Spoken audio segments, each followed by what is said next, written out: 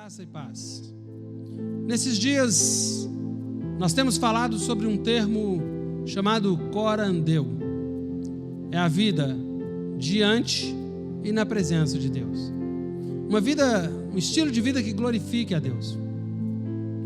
E hoje, eu queria pensar com você sobre ações de um coração que glorifica a Deus. O nosso texto base será o Salmo de número 40. Sempre quando começa o ano, nós já estamos avançados no ano, mas quando começou o ano, e todo ano nós fazemos isso, uma lista escrita ou idealizada, às vezes pensamos nos projetos que queremos realizar no ano que vai começar. Você já fez essa lista, não já? Eu também já. Qual a coisa mais importante que nós já planejamos ou que nós já pensamos assim? Nesse ano de 2019, 2020, 2021, eu vou fazer isso e isso eu não pode deixar de ser feito, isso é imprescindível fazer. Se eu lhe disser que nós devemos ter sempre como principal objetivo de nossa vida a glória de Deus, você vai concordar comigo, com certeza. Mas na prática, o que significa viver para a glória de Deus? Viver para a glória de Deus significa não fazer da glória de Deus um meio para realizar as coisas que você planejou, e sim realizar cada uma dessas coisas tendo como objetivo a glória de Deus, para que Ele seja honrado e reconhecido em todos os nossos passos. No Salmo 40, Davi compôs e deixou aos cuidados do mestre de canto. E essa canção demonstra ações de um coração que glorifica a Deus. A ocasião em que ele compôs esse salmo não é muito conhecida, mas é fato que este salmo é resultado da reflexão de Davi sobre os atos misericordiosos de Deus para com sua vida. Este coração que glorifica a Deus revela as seguintes ações. Primeiro, o coração que glorifica a Deus testemunha da graça de Deus. No Salmo 39, verso 7, Davi declarou que sua esperança era o próprio Deus. E agora, o que ele declara? A cena, o Salmo 40 aqui nos lembra um pai que se agacha para atender ao seu bebezinho que lhe pediu colo. Davi esperou confiantemente no Senhor, esperou o Senhor agir em seu favor, e Deus veio ao seu encontro e ouviu o seu clamor. No hebraico há um jogo de palavras que literalmente traduzido é esperei, esperando, ou esperando, esperei. É uma conotação assim, que não é só um ato de apenas esperar por Deus agir no tempo certo, mas esperar com plena confiança e certeza de que Deus haveria de agir ouvindo o seu clamor. Ele diz: esperei confiantemente pelo Senhor, Ele se inclinou para mim e me ouviu quando clamei por socorro. Que bendita esperança tem o Filho de Deus. Tal como Abraão, que esperando contra a esperança, creu para vir a ser pai de muitas nações, o crente espera Deus agir mesmo quando todas as circunstâncias lhe são desfavoráveis. Irmão, espere com plena confiança e paciência pelo Senhor Deus. Ele agirá na hora certa. O sucesso final depende da fé em Deus e da paciência do crente em esperar Deus agir. Davi diz: e me pôs nos lábios um novo cântico, um hino de louvor ao nosso Deus. Muitos verão essas coisas, temerão e confiarão no Senhor.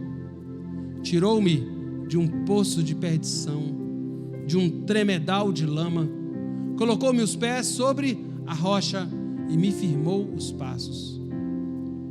Não se esqueça, Deus sabe honrar os que nele confiam. Davi, sentindo-se como que preso num poço lamacento e fatal, e atolado num charco de lama e lodo, no momento em que ele clamou a Deus, e ele o ouviu, e o resgatou dali, e o colocou sobre a rocha firme, onde ele poderia agora andar com segurança. O que Davi estava dizendo aqui é que ele viu sua vida ameaçada por inimigos que queriam matá-lo, como Saul, por exemplo. Mas Deus o tirou das mãos do inimigo, tal qual um pastor tira suas ovelhas das mãos, da boca do lobo, ele as livra. Seus lábios que clamaram pelo socorro de Deus são agora recipientes de um novo cântico, um hino de louvor ao nosso Deus. Em seus lábios, Deus colocou um novo cântico no lugar do clamor. Muitos veriam isso e se sentiriam movidos a temer e a confiar no Senhor.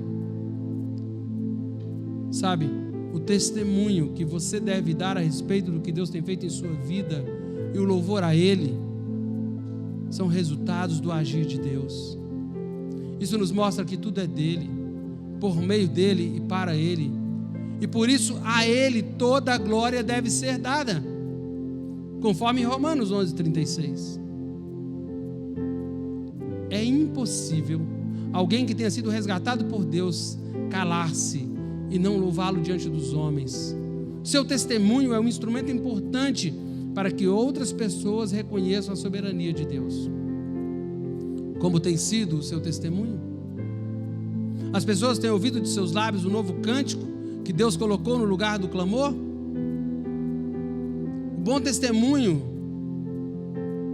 deve ser dado pelo servo de Deus ao mundo.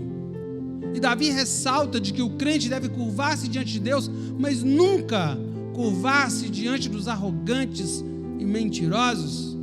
Pender para os arrogantes e mentirosos não é só não seguir o exemplo deles, mas também não admirá-los, não reverenciá-los. Muito feliz é o homem que confia no Senhor e não pende, isto é, não se curva respeitosamente perante os soberbos e os que se deleitam na mentira. Davi diz: bem-aventurado o homem que põe no Senhor a sua confiança e não pende para os arrogantes, nem para os afeiçoados à mentira. O crente em Jesus não imita e nem admira a conduta do ímpio. Aquele que se diz crente e nenhuma diferença em sua conduta é mostrada em relação ao ímpio, ele é um iludido e infeliz. Mas se em vez disso você coloca a sua confiança no Senhor, com certeza você será feliz de verdade. Não há frustração para aquele que confia em Deus. O Filho de Deus se inclina em reverência diante de Deus e não tem parte alguma com as obras dos ímpios.